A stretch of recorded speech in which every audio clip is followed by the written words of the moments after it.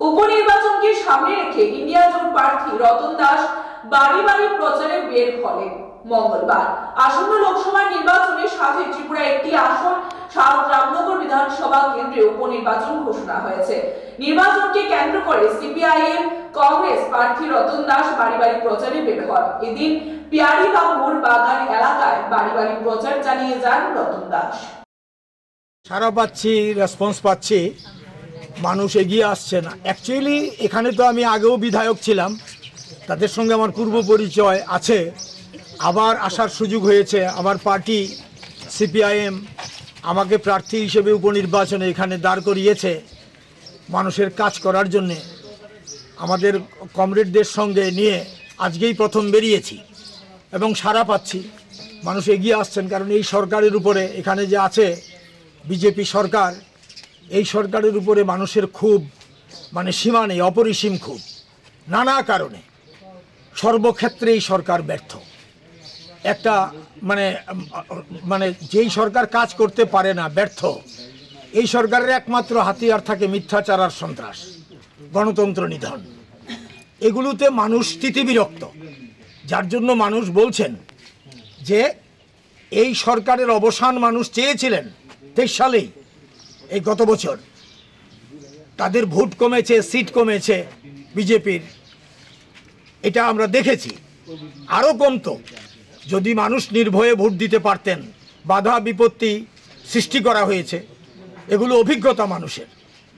এখানে একটা উপনির্বাচন হচ্ছে, এখন আমরা নেমেছি। আমরা জনগণের কাছে এই আবেদন জানাবো, আপনারা নির্ভয়ে এগিয়ে আসুন। গণতন্ত্র পুনরুদ্ধার করতে হবে, এই সংগ্রাম দীর্ঘমেয়াদী। লোকসভা নির্বাচন আছে সামনে, 18 লোকসভা।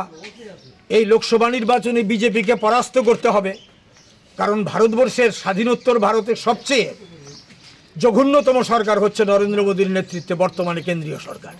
সংবিধান আক্রান্ত, গণতন্ত্র আক্রান্ত, দেশের অর্থনীতি বিপর্যস্ত, শুধু মিথ্যাচারের উপর আর কর্পোরেট এবং কমিউনাল যে নেক্সাস, তার উপর দাঁড়িয়ে আছে এই সরকার। এখানে ভীতির পরিবেশ সৃষ্টি করেছে কেন্দ্রীয় সরকার, রাজ্য সরকার। তারা ডাবল ইঞ্জিন বলছে। আমাদের লড়াই হচ্ছে তাদের যে এই জনবিরোধী নীতি, তার বিরুদ্ধে। তাদের অর্থনৈতিক নীতি, জিনিসপত্রের দাম ভয়ানক, মানুষের আয় নেই, রুজি রোজগার নেই, বাজারে মন্দা, মানুষের হাতে টাকা নেই, এই হচ্ছে পরিস্থিতি। রেগার কাজ নেই, টুয়েপের কাজ নেই। এই সমস্ত বিষয়গুলো বিধানসভাতে তুলে ধরতে চাই। এখানে আমরা জয়ী হয়ে গেলে সরকার পরিবর্তন হবে না, এটা ঠিক, কিন্তু বিরোধী দল আমরা বিধানসভায়, আমরা এই প্রশ্নগুলো বিধানসভাতে তুলব রামনগরে। আর রামনগরে যা কাজ আমরা যখন ছিলাম সরকারে, আমরা যা করেছি, তারপরে এই সরকার কোনো কাজ করেনি। আপনারা দেখুন গোটা বিধানসভা কেন্দ্র ঘুরে যে এই সরকারের আমলে একটা কাজ করেছে কিনা। একটি কাজও করেনি এই এলাকার মধ্যে। এই সরকারের বিধায়ক যিনি ছিলেন, তিনি বা এই সরকার, সব বামফ্রন্ট আমলের যা ছিল তাই এখন ভেঙে ভেঙে পড়ছে। এগুলো মেরামত পর্যন্ত ওরা করতে পারে না। রাস্তাঘাটের অবস্থা দেখুন, সব আমরা করেছি। গোটা এলাকার উন্নয়ন আমাদের সরকারের সময়। এই বিষয়টা মানুষের স্মৃতিপটে আছে। আমরা এই কথাটাই মানুষের কাছে বলছি, অভিজ্ঞতার ভিত্তিতে কাস্তে হাতুড়ি তারকা চিহ্নে আপনারা ভোট দিন, রামনগরে বামফ্রন্টের প্রার্থীকে জয়ী করুন।